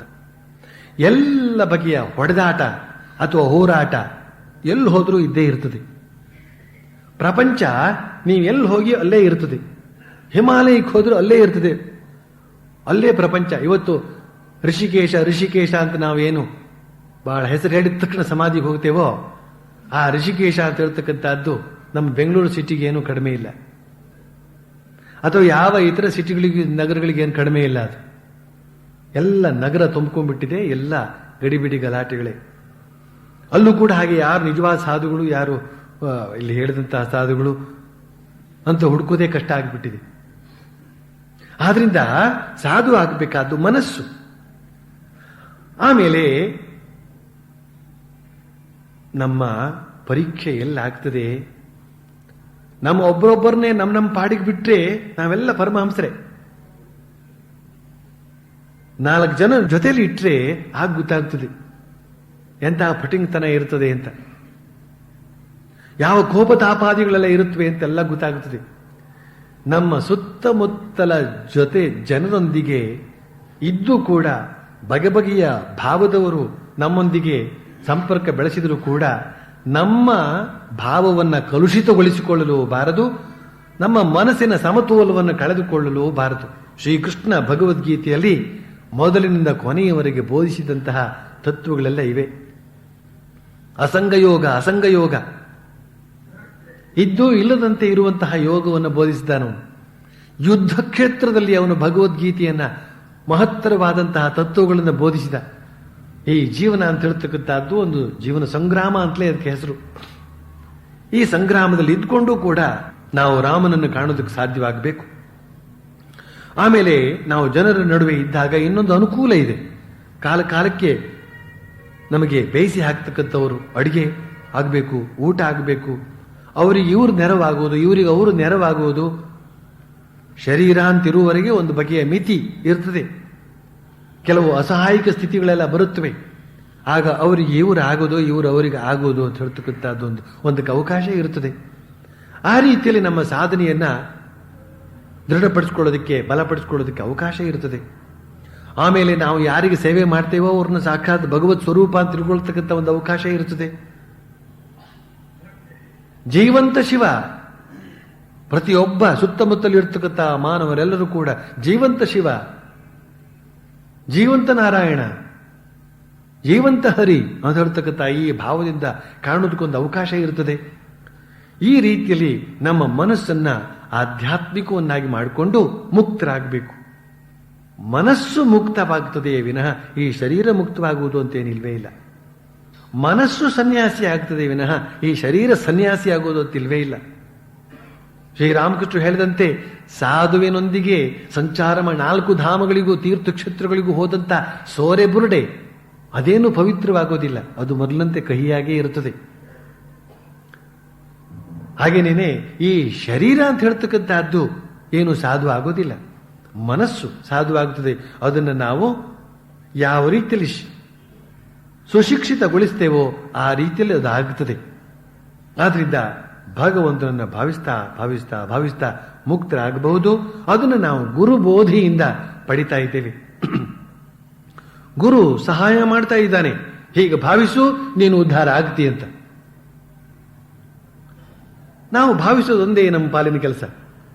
ಮರುಪ್ರಶ್ನೆ ಹಾಕದೇನೆ ಭಾವಿಸ್ತಕ್ಕಂಥದ್ದೊಂದೇ ನಮ್ಮ ಕೆಲಸ. ಕೊನೆಗೆ ಅದು ಏನಾಗಬೇಕೋ ಅದು ಹಾಗೆ ಆಗ್ತದೆ. ಗುರು ವಾಕ್ಯೇಶು ವಿಶ್ವಾಸ ಶ್ರದ್ಧಾ ಅಂತ ಕರೆಯಲಾಗಿದೆ. ಗುರು ಹೇಳಿದಂತಹ ಮಾತನ್ನ ಕೇಳಿಕೊಂಡು ಅದರಲ್ಲಿ ವಿಶ್ವಾಸ ಇಟ್ಬಿಟ್ರಾಯ್ತು, ಅವನು ಸಿದ್ಧನಾಗೋದು ಸ್ವತಃ ಸಿದ್ಧ. ಶ್ರೀರಾಮಕೃಷ್ಣರು ಆ ರೀತಿಯಲ್ಲಿ ಸಂಸಾರಿಗಳಿಗೆ ಅಭಯವನ್ನಿತ್ತರು ಅಂತ ಮಾಸ್ಟರ್ ಮಾಷಿಯೇ ಬರೀತಾನೆ. ಈಗ ಮಣಿಲಾಲ ಅಂತ ಹೇಳ್ತಕ್ಕಂಥ ಭಕ್ತ ಹೇಳ್ತಾನೆ, ಆಹ್ನಿಕಗಳನ್ನ ಮಾಡುವಾಗ ನಾನು ಭಗವಂತನನ್ನ ಎಲ್ಲಿ ಧ್ಯಾನ ಮಾಡಲಿ? ಆಹ್ನಿಕ ಅಂದ್ರೆ ಸಂಧ್ಯಾ ವಂದನ ಇತ್ಯಾದಿ. ಆಗ ಧ್ಯಾನ ಅಂತ ಹೇಳ್ತಕ್ಕಂಥ ಅದನ್ನೊಂದು ಮಾಡ್ತಕ್ಕಂಥ ಕಾರ್ಯ ಇರ್ತದೆ. ಆ ಧ್ಯಾನ ಮಾಡುವ ಸಂದರ್ಭದಲ್ಲಿ ನಾನು ಭಗವಂತನನ್ನ ಎಲ್ಲಿ ಧ್ಯಾನಿಸಲಿ? ಶಿರದಲ್ಲಿ ಧ್ಯಾನಿಸಲೇ, ಭ್ರೂ ಮಧ್ಯದಲ್ಲಿ ಧ್ಯಾನಿಸಲೇ, ಅಥವಾ ಹೃದಯದಲ್ಲಿ ಧ್ಯಾನಿಸಲೇ ಅಂತ ಅವನ ತಾತ್ಪರ್ಯ. ಶ್ರೀರಾಮಕೃಷ್ಣ ಹೇಳ್ತಾರೆ, ಹೃದಯ ಬಹಳ ಪ್ರಶಸ್ತವಾದ ಸ್ಥಳ, ಅಲ್ಲಿ ಧ್ಯಾನ ಮಾಡು. ಹೃದಯದಲ್ಲಿ ಧ್ಯಾನ ಮಾಡು ಅಂತ ಶ್ರೀರಾಮಕೃಷ್ಣ ಸೂಚಿಸಿದರು. ಎಲ್ಲಿ ಧ್ಯಾನ ಮಾಡಬೇಕು, ಎಲ್ಲಿ ಧ್ಯಾನ ಮಾಡಬೇಕು ಅಂತನ್ನುವ ಪ್ರಶ್ನೆ ಅನಾದಿ ಅನಂತ ಮುಂದೆ ಕೂಡ ಕೇಳುವವರು ಬರ್ತಾರೆ. ಹೃದಯ ಅತ್ಯಂತ ಸುರಕ್ಷಿತವಾದ ಜಾಗ ಅಂತ ಎಲ್ಲರ ಏಕಾಭಿಪ್ರಾಯ. ಹೃದಯದಲ್ಲಿ ಎಲ್ಲಿ ಮಾಡಬೇಕು ಅಂತ ಮತ್ತೆ ಇನ್ನೊಂದು ಪ್ರಶ್ನೆ ಕೇಳೋರಿದ್ದಾರೆ. ಯಾತಕ್ಕೆ ಅಂತ ಹೇಳಿದ್ರೆ ಇನ್ನೊಬ್ಬ ಗುರುಗಳು ಹೇಳ್ಬಿಟ್ಟಿರ್ತಾರೆ, ಎಡದುಗಡೆಯಲ್ಲಿ ಇರತಕ್ಕಂಥದ್ದು ಮಾಂಸ ಹೃದಯ, ಮಾಂಸಲವಾದ ಹೃದಯ, ಆಧ್ಯಾತ್ಮಿಕ ಹೃದಯ ಇರತಕ್ಕಂಥದ್ದು ಬಲದುಗಡೆ. ಯಾಕೆ ಅಂತಂದ್ರೆ ಆ ಮಾಂಸಲ ಹೃದಯದಲ್ಲಿ ಇರೋದಕ್ಕೆ ಜಾಗ ಇಲ್ಲ, ಆಧ್ಯಾತ್ಮಿಕ ಹೃದಯ ಇರೋದಕ್ಕೆ ಅಲ್ಲಿ ಜಾಗ ಇಲ್ಲ. ಆದ್ರಿಂದ ನಿಜವಾದ ಆಧ್ಯಾತ್ಮಿಕ ಹೃದಯ ಇರತಕ್ಕಂಥದ್ದು ನಮ್ಮ ಎದೆಯ ಬಲಗಡೆ ಅಂತ ಹೇಳ್ಬಿಟ್ಟಿರ್ತಾರೆ. ಅಯ್ಯೋ ರಾಮ, ಎಡದಗಡೆ ಎದೆ ಮಿಡಿತಾ ಇದೆ, ನಾನು ಹೃದಯ, ಇಲ್ಲಿ ನಾನು ಹೃದಯ ಅಂತ. ಇವ್ರು ಹೇಳ್ತಾರೆ ಬಲದಗಡೆ ಅಂತ. ಅಲ್ಲಿ ನೋಡಿದ್ರೆ ಖಾಲಿ, ಕಣ್ಣು ಮುಚ್ಚಿಕೊಂಡ್ರೆ ಕತ್ಲು. ಈಗ ಹೃದಯ ಎಲ್ಲಿದೆ ಅಂತ ಹುಡುಕ್ತಾ ಎಲ್ಲ ಕಡೆಯಲ್ಲೂ ಕೇಳೋಕೆ ಹೊರಡ್ತಾರೆ. ಹಾಗೆ ಸ್ವಾಮಿ ಯತೀಶ್ವರಾನಂದಜಿ ಅವ್ರನ್ನ ಕೂಡ ಒಬ್ಬರು ಭಕ್ತರು ಕೇಳಿ ಕೇಳಿ ಎಲ್ಲರೂ ಕೇಳ್ತಾ ಇರ್ತಾರೆ. ಹಾಗೆ ಒಬ್ಬರು ಭಕ್ತರು ಕೇಳಿದಾಗ ಕೊನೆಯದಾಗ ಒಂದು ಉತ್ತರ ಕೊಟ್ಟರು. ನೋಡು, ಹೃದಯ ಬಲದ ಭಾಗದಲ್ಲಿರುತ್ತೋ ಎಡದ ಭಾಗದಲ್ಲಿರುತ್ತೋ ಆ ವಿಚಾರ ಬೇಡ, ಇರೋ ಜಾಗದಲ್ಲಿ ಇದ್ರೆ ಸಾಕು.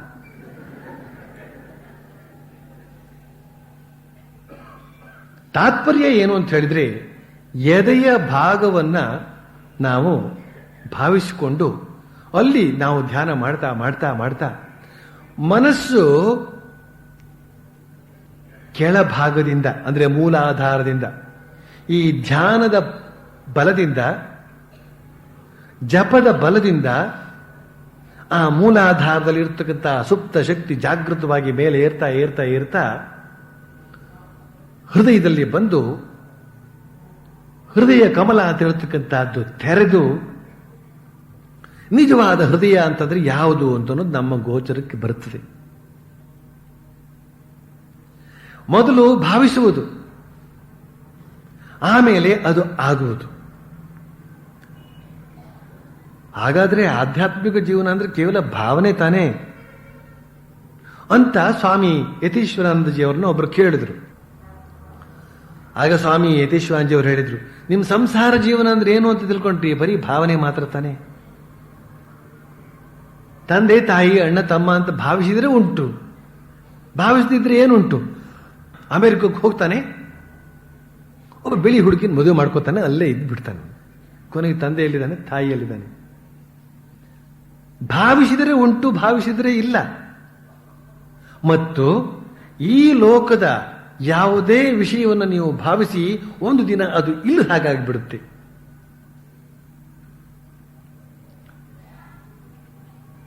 ನಾವು ಒಂದು ಯೌವನವನ್ನು ಭಾವಿಸಿದ್ವು, ಆ ಯೌವನ ಇವತ್ತಿದೆಯೋ ಅಂತ ನಾವು ಪ್ರಶ್ನೆ ನಾವು ಮುದುಕರಿಗೆ ಕೇಳೋಣ. ನಾವು ಏನೇನನ್ನು ಭಾವಿಸಿದ್ವು ಅದೆಲ್ಲ ಶಾಶ್ವತವಾಗಿದೆಯೋ? ಯಾವುದು ನಿಲ್ಲಲೇ ಇಲ್ಲ. ಸ್ವಾಮಿ ಯತೀಶ್ವರಾನಂದಜಿ ಅವರು ಹೇಳ್ತಾರೆ, ಹಾಗೆ ಬಿದ್ದು ಹೋಗತಕ್ಕಂತಹ ಭಾವನೆಗಳನ್ನ ಭಾವಿಸಿ ಭಾವಿಸಿ ನಷ್ಟಕ್ಕೆ ಗುರಿಯಾದಿಲ್ಲ ನೀನು. ಈಗ ಆ ಭಾವನೆಗಳನ್ನೆಲ್ಲ ಬಿಟ್ಟು ಮುಂದೆ ಒಂದಲ್ಲ ಒಂದು ದಿನ ಸತ್ಯವಾಗತಕ್ಕಂಥದ್ದನ್ನು ಈಗ ಭಾವಿಸು. ಪರಮಾತ್ಮ ಒಂದಲ್ಲ ಒಂದು ದಿನ ಸತ್ಯವಾಗತಕ್ಕಂತಹದ್ದು ಸತ್ಯ, ಅನುಭವಕ್ಕೆ ಬರತಕ್ಕಂತಹದ್ದು ಸತ್ಯ. ಮತ್ತು ನಿನ್ನ ಹೃದಯದಲ್ಲೇ ಅವನು ಜಾಜ್ವಲ್ಯಮಾನವಾಗಿ ವ್ಯಕ್ತವಾಗತಕ್ಕಂತಹದ್ದು ಸತ್ಯ. ಅದನ್ನು ಈಗ ಭಾವಿಸು, ನಾಳೆ ದಿವಸ ಅದು ಸತ್ಯ ಆಗ್ತದೆ. ಬಹಳ ಅದ್ಭುತವಾದಂಥ ವಾಕ್ಯ ಅದು. ಭಾವಿಸಿದಷ್ಟು ಕೂಡ ನಮಗೆ ಭರವಸೆ ಸಿಗ್ತದೆ. ಅದರಲ್ಲಿ ನಮ್ಮನ್ನು ಭಾವಿಸಬೇಕು. ನಮ್ಮ ಹೃದಯದಲ್ಲಿ ಭಗವಂತ ಇದ್ದಾನೆ ಅಂತ ಹೇಳ್ತಕ್ಕಂಥ ಅದನ್ನು ಭಾವಿಸಬೇಕು. ಇದ್ದಾನೆ, ಇಲ್ಲ ಅಂದ್ರೆ ಏನು ಅರ್ಥ? ಸ್ವಾಮಿ ಯತೀಶ್ವರಾನಂದಜಿ ಅವರು ಹೇಳಿದ್ದಾರೆ, ಸಾಧು ಸಂತರುಗಳೆಲ್ಲರೂ ಹೇಳಿದ್ದಾರೆ, ಶ್ರೀರಾಮಕೃಷ್ಣರು ಹೇಳಿದ್ದಾರೆ, ಅವತಾರ ಪುರುಷರೆಲ್ಲರೂ ಹೇಳಿದ್ದಾರೆ. ಆದ್ರಿಂದ ನನ್ನ ಹೃದಯದಲ್ಲಿ ಇರತಕ್ಕಂಥ ಪರಮಾತ್ಮನನ್ನು ಭಾವಿಸ್ತೇನೆ, ಹೃದಯದಲ್ಲಿ ಭಾವಿಸ್ತೇನೆ ಅಂತ ದೃಢ ಸಂಕಲ್ಪ ಮಾಡಿ ಭಾವಿಸ್ತಾ ಹೋಗಬೇಕು. ನಿಜವಾದ ಹೃದಯ ಯಾವುದು? ಹೃದಯ ಆಕಾಶ ಅಂತ ಹೇಳ್ತಕ್ಕಂಥದ್ದು ಯಾವುದು? ಹೃದಯ ಪುಂಡರೀಕ ಅಂತ ಹೇಳ್ತಕ್ಕಂಥದ್ದು ಯಾವುದು ಅಂತ ಹೇಳ್ತಕ್ಕಂಥದ್ದೆಲ್ಲ ನಮ್ಮ ಅನುಭವಕ್ಕೆ ಬರ್ತದೆ. ನಿರಂತರವಾಗಿ ಆ ಜಾಗದಲ್ಲಿ ಭಾವಿಸ್ತಾ ಭಾವಿಸ್ತಾ ಭಾವಿಸ್ತಾ ಭಾವಿಸ್ತಾ ಅದು ಅನುಭವ ವೇದ್ಯವಾಗ್ತದೆ ಅಂತ ಹೇಳಿ ಶ್ರೀರಾಮಕೃಷ್ಣರು ಈ ಹೃದಯದ ಬಗ್ಗೆ, ಹೃದಯ ಬಹಳ ಪ್ರಶಸ್ತವಾದ ಸ್ಥಳ ಅಂತ ಹೇಳಿದ ಮಾತನ್ನ ತಿಳಿಸಿ ಮಾಸ್ಟರ್ ಮಹಾಶಯ ಮುಂದುವರಿಸ್ತಾನೆ. ಮಣಿಲಾಲ ಬ್ರಾಹ್ಮ ಸಮಾಜಕ್ಕೆ ಸೇರಿದವನಾದ್ರಿಂದ ನಿರಾಕಾರವಾದಿ. ಅಂದ್ರೆ ಪರಮಾತ್ಮ ನಿರಾಕಾರನಾಗಿರತಕ್ಕಂಥವನೇ ವಿನ ಅವನಿಗೆ ಸಾಕಾರ ಇಲ್ಲವೇ ಇಲ್ಲ, ಅವನ ಆಕಾರ ತಾಳೋದೇ ಇಲ್ಲ ಅಂತ ಹೇಳ್ತಕ್ಕಂತಹ ದೃಢವಾದ ಭಾವನೆ ಉಳ್ಳವನು. ಆತನನ್ನು ಸಂಬೋಧಿಸಿ ಪರಮಹಂಸರು ಹೇಳ್ತಾ ಇದ್ದಾರೆ. ಈಗ ಕಬೀರ ಹೇಳ್ತಾ ಇದ್ದ, ಸಾಕಾರ ಭಗವಂತ ನನ್ನ ತಾಯಿ, ನಿರಾಕಾರ ಭಗವಂತ ನನ್ನ ತಂದೆ. ಯಾರನ್ನ ತೆಗಳುವುದು, ಯಾರನ್ನು ಹೊಗಳುವುದು? ತಕ್ಕಡಿಯ ಎರಡು ಬಟ್ಟಲು ಒಂದೇ ಸಮತೂಕ ಅಂತ. ಹಲದಾರಿ ಅಂತ ಹೇಳಿದ್ರೆ ಅಲ್ಲಿ ಒಬ್ಬ ಅರ್ಚಕ, ಶ್ರೀರಾಮಕೃಷ್ಣ ಜೊತೆಲಿ ಇದ್ದಂತಹ ಅರ್ಚಕ. ಶ್ರೀರಾಮಕೃಷ್ಣ ಅವನನ್ನು ಉದ್ದೇಶಿಸಿ ಹೇಳ್ತಾರೆ, ಹಲದಾರಿ ಹಗಲು ವೇಳೆ ಸಾಕಾರದ ಮೇಲೆ, ರಾತ್ರಿ ವೇಳೆ ನಿರಾಕಾರದ ಮೇಲೆ ಧ್ಯಾನ ಮಾಡ್ತಿದ್ದ. ಯಾವ ಭಾವವನ್ನು ಅನುಸರಿಸಿದರೂ ನಿಜವಾದ ಶ್ರದ್ಧೆ ಇತ್ತು ಎಂದರೆ ಭಗವಂತನ ಸಾಕ್ಷಾತ್ಕಾರ ದೊರೆತು ಬಿಡುತ್ತದೆ. ಸಾಕಾರದಲ್ಲಾದರೂ ಶ್ರದ್ಧೆ ಇರಲಿ, ನಿರಾಕಾರದಲ್ಲಾದರೂ ಶ್ರದ್ಧೆ ಇರಲಿ, ಆದರೆ ಅದು ಯಥಾರ್ಥವಾದದ್ದಾಗಿರಬೇಕು. ಶಂಭು ಮಲ್ಲಿಕ ಬಾಗ್ ಬಜಾರ್ನಿಂದ ಹೊರಟು ದಕ್ಷಿಣೇಶ್ವರದಲ್ಲಿದ್ದ ತನ್ನ ತೋಟದ ಮನೆಗೆ ದಿನವೂ ನಡೆದು ಬರುತ್ತಿದ್ದ. ಒಂದು ದಿನ ಒಬ್ಬ ಸ್ನೇಹಿತ ಆತನಿಗೆ ಹೇಳಿದ, ಅಲ್ಲಿಂದ ಇಲ್ಲಿಗೆ ಬಹಳ ದೂರ, ಗಾಡಿ ಮಾಡಿಕೊಂಡು ಬರಬಾರದೆ, ದಾರಿಯಲ್ಲಿ ಏನಾದರೂ ಆಕಸ್ಮಿಕ ಸಂಭವಿಸಬಹುದೋ? ಆಗ ಶಂಭು ಮಲ್ಲಿಕ ರೇಗಿ ಕೆಂಪು ಮುಖ ಮಾಡಿಕೊಂಡು ಹೇಳ್ದ, ಏನೆಂದೆ? ನಾನು ಭಗವಂತನ ನಾಮ ಜಪಿಸಿಕೊಂಡು ಮನೆಯಿಂದ ಹೊರಡುತ್ತೇನೆ, ಮತ್ತೆ ಆಕಸ್ಮಿಕ? ಶ್ರದ್ಧೆಯಿಂದಲೇ ಎಲ್ಲವನ್ನು ದೊರಕಿಸಿಕೊಳ್ಳಬಹುದು. ನನಗೆ ನಾನೇ ಹೇಳಿಕೊಡುತ್ತಿದ್ದೆ. ಆ ಖಜಾಂಚಿ ಬಂದು ನನ್ನನ್ನು ನೋಡುವುದಾದ್ರೆ ಆಗ ನಾನು ನನ್ನ ಅನುಭವಗಳೆಲ್ಲ ಸತ್ಯ ಅಂತ ತಿಳಿದುಕೊಳ್ಳುತ್ತೇನೆ ಅಂತ. ನಾನು ಭಾವಿಸಿದ ಹಾಗೆಯೇ ಅದು ಆಗುತ್ತಿತ್ತು. ಶ್ರೀರಾಮಕೃಷ್ಣ ಇಲ್ಲಿ ಯಾವ ಮಾತನ್ನು ಹೇಳ್ತಾ ಇದ್ದಾರೆ? ಸಾಕಾರ ನಿರಾಕಾರಕ್ಕೆ ಸಂಬಂಧಪಟ್ಟಂತೆ ಅದೊಂದು ದೊಡ್ಡ ಗಲಾಟೆ ಈ ಪ್ರಪಂಚದಲ್ಲಿ ನಡೀತಾ ಇರುತ್ತದೆ. ನಿರಾಕಾರವಾದಿಗಳು ಕೆಲವರು, ಸಾಕಾರವಾದಿಗಳು ಕೆಲವರು. ಭಗವಂತ ನಿರಾಕಾರ ಅಂತಲೇ ತಿಳಿತಕ್ಕಂಥವರು ಕೆಲವರು, ಭಗವಂತ ಸಾಕಾರ ಆಕಾರವನ್ನು ತಾಳ್ತಕ್ಕಂಥವನು ಆಕಾರವೇ ಅಂತ ಹೇಳ್ತಕ್ಕಂಥವ್ರು ಕೆಲವರು. ಜಗಳ ಯಾವಾಗ ತಮ್ಮ ತಮ್ಮ ಭಾವಗಳನ್ನು ಹೇಳಿ ಜಗಳವಾಡ್ತಾರೋ ಅಲ್ಲಿ ಆಧ್ಯಾತ್ಮಿಕತೆ ಇಲ್ಲ ಅಂತ ಅರ್ಥ. ಶ್ರೀರಾಮಕೃಷ್ಣ ಹೇಳ್ತಾರೆ, ನೀನು ಸಾಕಾರವನ್ನಾದರೂ ತೆಗೆದುಕೋ, ನಿರಾಕಾರವನ್ನಾದರೂ ತೆಗೆದುಕೋ, ಶ್ರದ್ಧೆ ಇರಲಿ ಮತ್ತು ಅದನ್ನು ಸಿದ್ಧಿಸಿಕೋ. ಸಿದ್ಧಿಸಿಕೊಂಡಾಗ ಜಗಳ ಬರೋದಿಲ್ಲ. ಸುಮ್ಮನೆ ಅಚ್ಚುಕಟ್ಟಾಗಿ ಊಟ ಆದ ಮೇಲೆ ಹೆಚ್ಚಿನ ವೇಳೆಯನ್ನ ಚರ್ಚೆಗೆ ಉಪಯೋಗಿಸಿ, ತರ್ಕಕ್ಕೆ ಉಪಯೋಗಿಸಿ, ಅವ್ರನ್ನ ತರ್ಕದಲ್ಲಿ ಸೋಲಿಸಿ ನಮ್ಮದೇ ಶ್ರೇಷ್ಠ, ಅವರದು ನಿಕೃಷ್ಟ ಅಂತ ಮಾಡೋರಲ್ಲೇ ತೃಪ್ತಿ ಇರ್ತಕ್ಕಂಥವರಲ್ಲಿ ಜಗಳ. ನಿಜವಾಗಿ ನೋಡಿತು ಅಂತ ಹೇಳಿದ್ರೆ ಪರಮಾತ್ಮ ಸಾಕಾರನೂ ಹೌದು, ನಿರಾಕಾರನೂ ಹೌದು ಅಂತ ಹೇಳ್ತಕ್ಕಂಥ ಮಾತನ್ನ ಶ್ರೀರಾಮಕೃಷ್ಣರು ಬಗೆ ಬಗೆಯಾಗಿ ವರ್ಣಿಸಿದ್ದಾರೆ. ಬಗೆ ಬಗೆಯ ಉದಾಹರಣೆಗಳನ್ನು ಕೊಟ್ಟು ವರ್ಣಿಸಿದ್ದಾರೆ, ತಿಳಿ ಹೇಳುವ ಪ್ರಯತ್ನ ಮಾಡಿದ್ದಾರೆ. ಇಲ್ಲಿ ಮುಖ್ಯವಾಗಿ ಏನು ಮಾತನ್ನು ಹೇಳ್ತಾ ಇದ್ದಾರೆ ಅವರು? ಶ್ರದ್ಧೆಯನ್ನಿಟ್ಕೋ. ಸಾಕಾರವನ್ನು ನಂಬಿದ್ರೂ ಸರಿಯೇ, ಶ್ರದ್ಧೆ ಇರಲಿ. ನಿರಾಕಾರವನ್ನು ನಂಬಿದ್ರೂ ಸರಿಯೇ, ಶ್ರದ್ಧೆ ಇರಲಿ. ನಿರಾಕಾರ ಭಾವವನ್ನು ಭಾವಿಸ್ತಾ ಶ್ರದ್ಧೆಯಿಂದ ಮುಂದುವರಿತು ಅಂತ ಹೇಳಿದ್ರೆ ಆ ನಿರಾಕಾರದ ಅನುಭವ ಆಗ್ತದೆ. ಸಾಕಾರದ ಕುರಿತಾಗಿ ಶ್ರದ್ಧೆಯಿಂದ ಭಾವಿಸ್ತು ಅಂತ ಹೇಳಿದ್ರೆ ಆ ಸಾಕಾರ ಭಗವಂತ ಪ್ರತ್ಯಕ್ಷನಾಗ್ತಾನೆ. ಯಾವ ಅನುಭವವನ್ನು ಕೊಡಬೇಕೋ ಆ ಅನುಭವವನ್ನು ಕೊಡ್ತಾನೆ ಅಂತನ್ನುವ ಮಾತನ್ನ ಶ್ರೀರಾಮಕೃಷ್ಣರು ಹೇಳ್ತಾರೆ. ಆಮೇಲೆ ಇನ್ನೊಂದು ಮಾತನ್ನ, ಆ ಶ್ರದ್ಧೆ ಅಂತ ಹೇಳ್ತಕ್ಕಂಥದ್ರ ಫಲ ಎಂತಹದ್ದು ಅನ್ನೋದನ್ನ ಒಂದು ಉದಾಹರಣೆಯ ಮೂಲಕ ಹೇಳ್ತಾರೆ. ಶ್ರದ್ಧಾವಂತರಾದಂತಹ ವ್ಯಕ್ತಿಗಳನ್ನು ಕಂಡಾಗ ಮಾತ್ರವೇ ಶ್ರದ್ಧೆ ಅಂದ್ರೆ ಏನು ಅಂತ ಗೊತ್ತಾಗ್ತದೆ ನಮಗೆ. ಶಂಭು ಮಲ್ಲಿಕ ಅಂತ ಹೇಳ್ತಕ್ಕಂಥ ಶ್ರೀರಾಮಕೃಷ್ಣ ಭಕ್ತ, ಅವನು ಕಲ್ಕತ್ತಾದಿಂದ ಇಲ್ಲಿಗೆ ಬಾಗ್ ಬಜಾರ್ನಿಂದ ಇಲ್ಲಿಗೆ ಬರ್ತಾ ಇದ್ರೆ ನಡೆದುಕೊಂಡು ಬರ್ಬೇಕಂತೆ, ದೂರದ ಜಾಗವಂತೆ ಅದು. ಅವನ ಸ್ನೇಹಿತರೊಬ್ಬ ಹೇಳಿದಂತೆ, ಬಹಳ ದೂರ ಅದು, ನಡ್ಕೊಂಡು ಬರಬೇಡ, ನೀನ್ ಗಾಡಿ ಮಾಡ್ಕೊಂಡು ಬಾ, ಏನಾದ್ರೂ ಆಕಸ್ಮಿಕ ಸಂಭವಿಸಬಹುದು ನಡ್ಕೊಂಡು ಬಂದ್ರೆ. ಆಕಸ್ಮಿಕ ಅಪಘಾತ, ಆಕ್ಸಿಡೆಂಟ್. ಅಪಘಾತದ ಸೂಚನೆಯನ್ನು ಕೊಟ್ಟಾಗ ಎಂಥವರಾದರೂ ಹೆದರಲೇಬೇಕಲ್ಲ. ಆದರೆ ಇವನೇನು ಹೇಳಿದಂತೆ, ಏನಂದೆ, ನಾನು ಭಗವಂತನ ನಾಮ ಜಪಿಸಿಕೊಂಡು ಮನೆಯಿಂದ ಹೊರಡ್ತೇನೆ. ಮತ್ತೆ ಆಕಸ್ಮಿಕವೋ ನನಗೆ?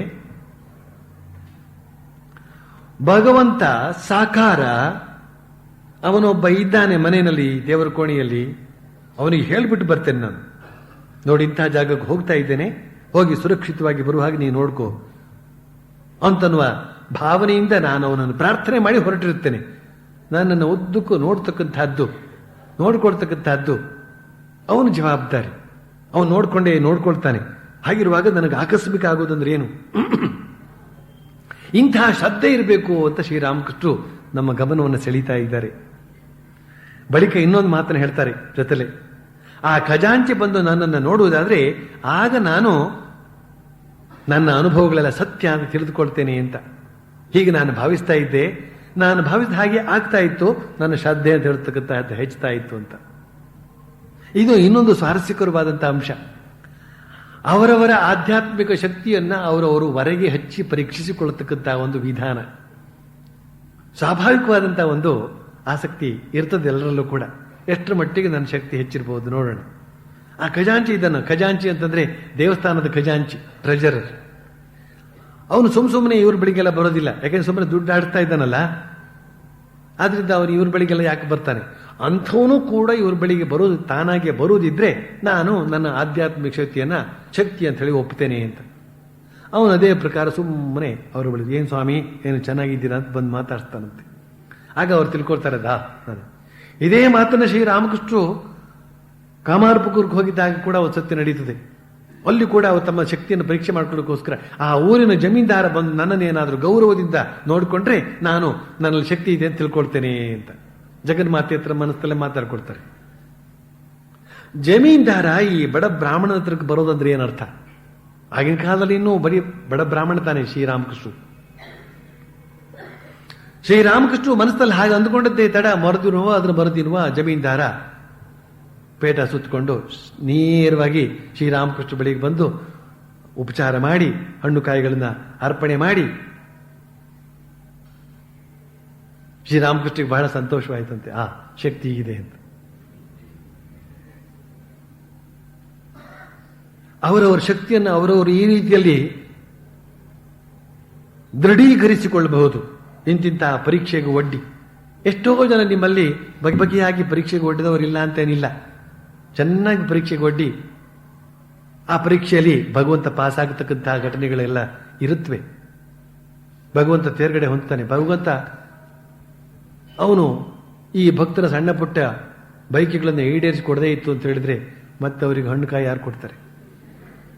ಆದ್ರಿಂದ ಅವನು ಎಚ್ಚರವಾಗಿರ್ತಾನೆ ತನ್ನ ಭಕ್ತರ ಬೈಕೆಗಳನ್ನೆಲ್ಲ ಈಡೇರಿಸಿಕೊಡುವಲ್ಲಿ ಅಂತ ಹೇಳಿ ಇವತ್ತಿನ ಉಪನ್ಯಾಸವನ್ನು ಇಲ್ಲಿಗೆ ಮುಗಿಸ್ತೇನೆ. ಮುಂದಿನದನ್ನ ಶ್ರೀರಾಮಕೃಷ್ಣ ಕೃಪೆಯಿಂದ ಮುಂದಿನ ಶನಿವಾರ ಮುಂದುವರಿಸ್ತೇನೆ. ಓಂ